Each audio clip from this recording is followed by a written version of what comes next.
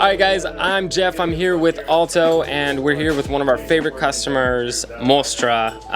Andy is here to show us around, so let's give it a go. Awesome. Well, we are here at our headquarters, which actually was the first Mostra. We started here before to open up that brick and mortar just up the street. But let's take a look. All right, let's do it. So for you guys, we actually use your product for more than just our cold brew. Okay. Actually, some of these barrels are being barrel aged right now, and we adjunct them with a bunch of different things in them. Oh, so okay. we use your filters to hold everything inside. Nice, like spices or something like that. Exactly. That's sick. So most of these should be pulled within a couple of months, and then we do brewery collaborations. Just kind of, we try to keep a lot of barrel aged coffee around. Yeah. So this is our roaster. She's Krispy Kreme's first roaster. Okay. So you guys just, how'd you acquire that? Because obviously Krispy Kreme is a very big company. Yeah. So they had to get a bigger roaster immediately. So we just kind of got a hold of that. She's from the 80s, I want to say. So she's seeing better days, but she does good by us. Cool. You have a name for the roaster? Roasty McRoasterton? Our head roaster does. I forgot her name, but. So our Brew Bomb, it's kind of, we actually got custom filters by you guys. Okay. So there's a filter right here in the bottom that kind of, it's a pretty big Kyoto. Yeah. Essentially, and we were having trouble with the grinds, and we figured that your filters were the best. So we gave it a go, and then we got custom sizing for it. It worked. We do this. This is kind of our workhorse for all of our cold brews. But we also do a lot of toddies. We actually just released a toddy for this weekend because, as you can see, it's our anniversary party this weekend. Yep. And we actually pulled some. So this is our bottle that we're going to release this weekend. Nice. We also did a little bit of adjuncting. So it's a Blood Moon cold brew. Nice. And so that's just like done in the traditional bucket style, like you're just bucket putting it style, in the ALTO filter. With cocoa nibs. We had some vanilla, and we let it sit for about a week and a half. Okay. And then we bottled it yesterday. Nice. So that's cool. Yeah. And that's for this weekend. You've got that party. The anniversary party, our 7th anniversary. Does it always fall on the Halloween time frame? No, I think this is the first year we've ever done it. Just kind of whenever we can fit it in. Yeah. And since COVID was last year, I believe we did it in January. Okay. And then we couldn't do one at the end of the year. Yep. Because of restrictions and whatnot. So we're very excited for this year. Expecting about hopefully 1,200. Okay. Yeah. Awesome. So that's really rad. Yeah. How long have you been a part of Mostra, and how long have you been in coffee, just in general? So in general, I started 6 years ago. Okay. I've been with Mostra for a year and a half now.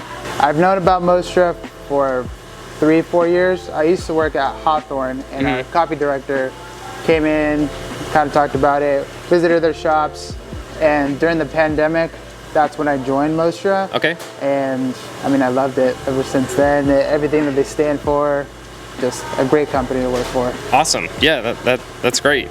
What is your go-to daily drink? And it doesn't have to be cold brew related if it's not cold brew.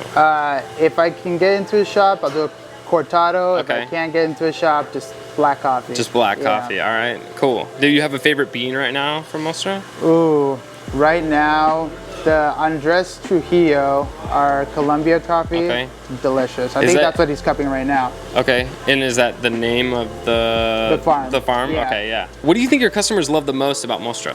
The fact that they're not customers. Okay. It's like they're family. When they come in, we know them by name, we get along, we hang out with customers outside of work. It's not really like they're there just to pick coffee up, they're there for the experience of Mostra. Cool. How do you think you cultivate that community? We do a lot for the community, so we give back, we try to include people, we try to make sure that we know people's names immediately. If we see somebody new struggling, we kind of inform them. Well, the thing about coffee shops when people come in or want to get into third wave is they don't really know. Yeah, it's a little unapproachable. And I think we make it a point, if they have questions about coffee or what we serve, we go from behind the bar and explain to them, walk them through, and kind of pick their palate apart and be like, okay, this is what you want. And I think when people come back, they're like, okay, they actually care about what I am looking for. So we take the time to really get to know the customer. Yeah, that's great. That's great. What do you think your favorite part about the coffee industry in general is? Community. Okay. Absolutely. No matter if you're in coffee, you're in coffee. You can go to LA, you can go to San Francisco, be like, yeah, I work for a coffee shop, and usually they'll give you whatever's on single origin. They kind of give you the experience because they know that you're in coffee, and it's kind of like math. Math is the same everywhere you go. So anywhere you go, coffee is going to be the same, and you can. Sit down, get to know people, go to a coffee shop, spark up a conversation with someone, just get to know someone. Yeah, definitely. All right, so we're gonna switch things up towards cold brew, because obviously with ALTO, that's something that we care about a little bit. How do you guys brew your cold brew? So we do toddies for our special releases. Got it, and that's referring to the full immersion in a bucket with the ALTO filter. Yes, okay. All right. And then we also do the Brew Bomb here, which is, Kyoto. Yeah. This is just a very big Kyoto. Okay. So it's not your mom's Kyoto. This is not the one that you would put on your desk. It's Albert Einstein's Kyoto for sure. So this holds 60 gallons. Okay. Right now we have about 40 pounds of coffee in here. Then the ALTO filter here to stop the grinds because we don't want that in the coffee. And just let it drip. It's a 3-hour and 14-minute process. Okay. So, all right. It's a group head up here that just sprays, a shower head. Nice. Yeah. That's rad. And so it's a circular filter, and so it's a custom-made ALTO filter that's doing that. Okay. And is it? Do you guys just use the single layer, or is it double? Just a single. Okay. Yeah. Just a the single. doubles Okay. was too much. Yeah, probably too much filtration. Yeah. Okay. Right now, do you have any interesting cold brew drinks on your menu? Right now, just our basics are amazing. The Choco Nana. We have our OBC. Actually, we do coconut infused cold brew, and we actually use your ALTO filters for that. Nice. And that's just amazing, creamy. You still get the coffee, not too sweet. If you guys go to the shop, you we'll definitely check that out when we hit that in a little bit. Great. And the Choco Nana. Is that like chocolate banana something? Chocolate, banana, cinnamon, and honey. Okay. Yeah. And you guys do this system and then add those things after, or do you? Yeah. Okay, cool. What do you think is the future of cold brew for your shop? This adjuncting, the bottling. Hopefully soon we get stuff into bottles because people always ask us when are you gonna get stuff canned. That way we can get our cold brew into more people's hands outside of San Diego. Yeah. And hopefully that's... What is the distinction in terms of when you're going through the thought process of should I bottle or should I can? Is there something that should sway you either way? Yeah, for us, I think the presentation is one thing, and also we want to give the experience. So we also kind of want to have people come into the shop and give them the whole rundown of what we're serving instead of just them picking it off the shelf and that's all they get.